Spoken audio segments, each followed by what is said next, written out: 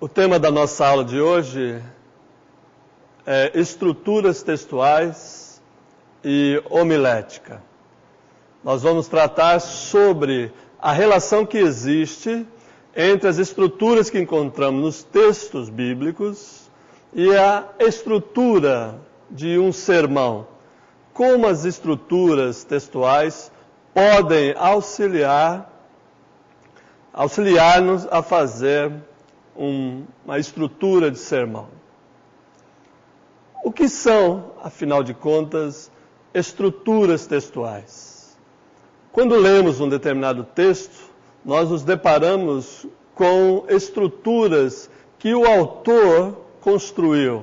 São estruturas que permitem que vejamos o texto de uma forma mais clara, mais didática, de uma forma que nos auxilia a compreender. E homilética é justamente esse trabalho de estruturar um discurso, no nosso caso, estruturar um sermão.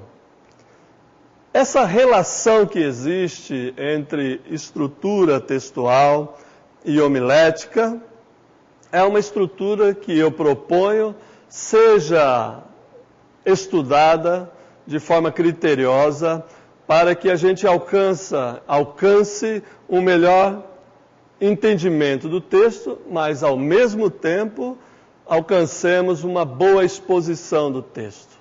É importante frisar desde o início que nós não podemos sacrificar o texto por causa das regras homiléticas, que até agora aprendemos na estruturação dos sermões textuais, tópicos e expositivos.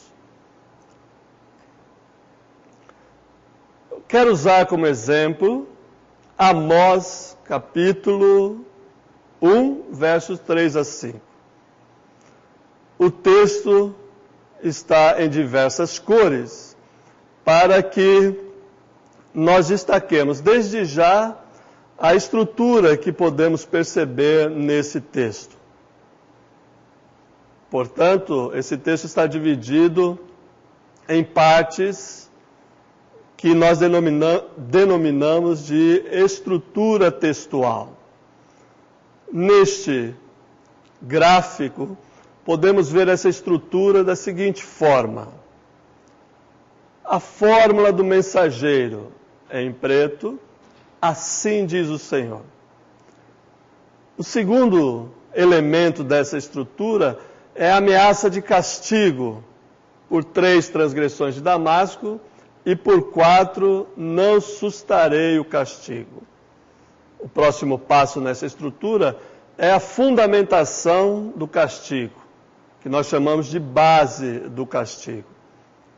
Por que trilharam a Gileade com trilhos de ferro?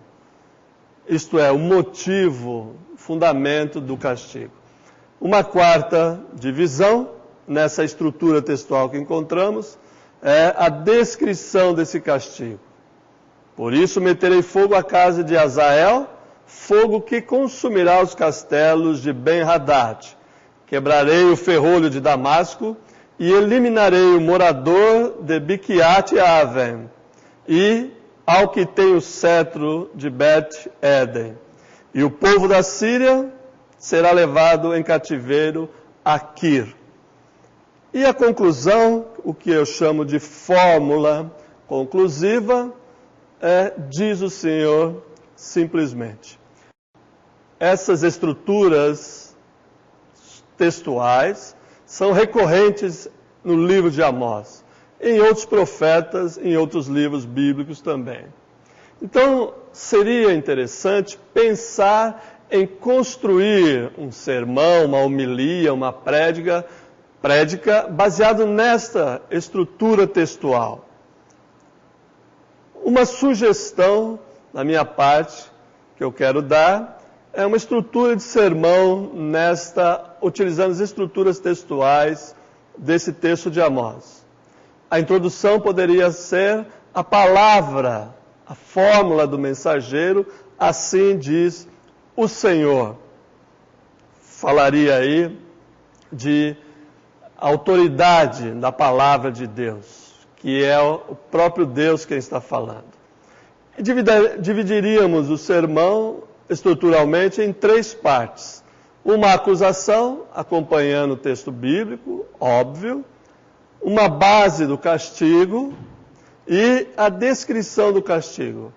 Para então concluir, resumindo e aplicando os ensinamentos desse sermão.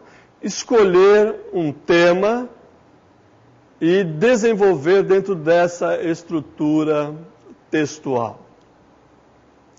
Um outro exemplo tomado agora do Novo Testamento, que também facilita reconhecer a estrutura textual, é Mateus 6:24.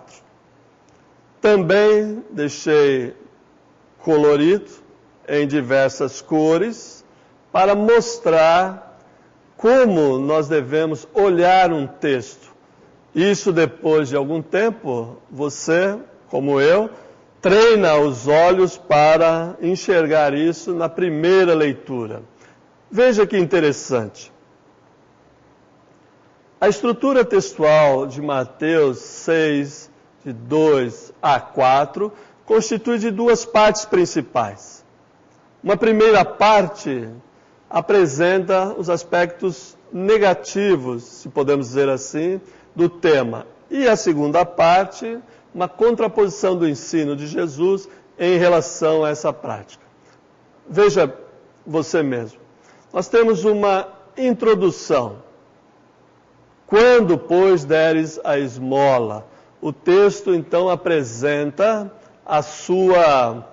o seu tema, a sua abordagem sobre esse tema. O segundo momento, ou a segunda parte dessa estrutura, é uma advertência. Obviamente que a esmola faz parte da caridade cristã, mas há uma advertência para que não se proceda da forma como procediam os fariseus. Não toques trombeta diante de ti, como fazem os hipócritas nas sinagogas e nas ruas. E apresenta, em terceiro lugar, uma justificativa. Por que eles fazem isso? Para serem glorificados pelos homens.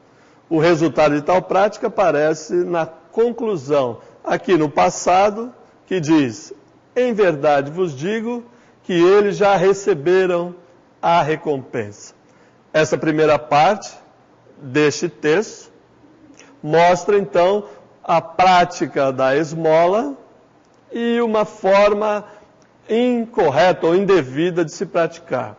A contraposição dos ensinos de Jesus a essa prática aparece na segunda parte, também bem estruturado, com uma primeira subseção, que eu chamo de contraposição. Tu, porém, ao dares a esmola, retoma a introdução e acrescenta a pessoalidade. Tu, porém. O segundo item da segunda parte mostra o ensino correto. Ignore a tua mão esquerda o que faz a tua mão direita, para que a tua esmola fique em secreto. Desta prática também decorre uma conclusão, e essa conclusão se contrapõe à conclusão anterior. E teu Pai, que vê em secreto, te recompensará. Obviamente no futuro. Então nós temos a estrutura de Mateus em 2 partes, não simétricas, isto é, 4 sessões na primeira parte e 3 sessões na segunda parte. Essa estrutura aparece de forma idêntica em relação ao jejum também, que segue o texto da oração. Diante dessa estrutura de Mateus, eu proponho também uma estrutura do sermão desse texto sobre a esmola. Veja bem, eu poderia começar com a introdução, expondo o tema da questão da esmola. Hoje nós temos nas grandes cidades, mas não apenas nas grandes cidades, muitos pedintes, muitas pessoas que estão esmolando na rua. E nós, muitas vezes, ficamos sem saber se devemos dar ou não. E esta atitude deve ser permeada sobre a forma como é praticada. Se dermos ou não, é uma questão. Mas se dermos, como essa esmola deve ser praticada. Então, uma primeira parte eu poderia abordar a forma como isto já foi praticado por outras pessoas, no caso, aquelas pessoas que são chamadas de hipócritas no texto de Mateus. Então eu poderia introduzir a questão da esmola, falar sobre como ela já foi praticada, como é apresentado por Jesus no texto de Mateus, e no que resultou essa prática. Do aspecto positivo, eu destacaria a forma como nós devemos praticá-la hoje. E no que resultaria, que eu chamei aqui no quarto momento, de o resultado dessa prática, dessa forma de esmolar. Eu sempre gosto de concluir resumindo e aplicando isso para a situação dos nossos dias. Então, você pode notar que esta estrutura tem 4 divisões, com a introdução e a conclusão, e serve ao propósito de expor o texto como ele foi apresentado pelo próprio evangelista Mateus. Como utilizar as estruturas textuais? Em primeiro lugar, e mais importante, é observar e respeitar as estruturas do texto bíblico. Como qualquer literatura, os gêneros literários da Bíblia têm suas estruturas mais ou menos fixas. E treinando os nossos olhos para enxergar essas estruturas, logo conseguimos ver como um texto está estruturado. Pode variar um pouco aqui, um pouco ali, mas em geral as estruturas, as divisões estão muito claras no texto. Então é preciso fazer um exercício de leitura contínua dos textos bíblicos, baseado, obviamente, na estrutura textual. Eu diria também que nós não devemos sacrificar o texto por causa das estruturas do sermão. Há muitas pessoas que defendem a ideia de um sermão em 3 partes ou em 4 partes. Nós podemos ou não concordar com isso, e já tratamos isso em aulas anteriores, mas eu gostaria de dizer, especialmente para você que me ouve, que nós não devemos enquadrar o nosso texto, ou o texto que vamos expor, em uma determinada estrutura pré-moldada, pré-fabricada, e que não foi feita para o propósito deste ou daquele texto. Nós observamos há pouco em Amós e em Mateus que nós temos estruturas distintas, e essas estruturas distintas exigem uma abordagem distinta também. Ainda falando sobre como usar as estruturas textuais, nós destacamos o fato, já dito no início, de que as estruturas da homilética, do sermão, da prédica, devem ser claras e didáticas. Isto é, guiar o ouvinte à compreensão do que estamos falando. E a divisão em tópicos permite ao ouvinte acompanhar o nosso raciocínio. Então devemos fazer isso de forma o mais clara possível. Portanto, as divisões que nós encontramos nos textos são claras, concisas e didáticas, porque o autor bíblico quis que fosse assim, porque ele também tinha propósito didático. E vamos lembrar que ele tinha poucos leitores, mas muitos ouvintes.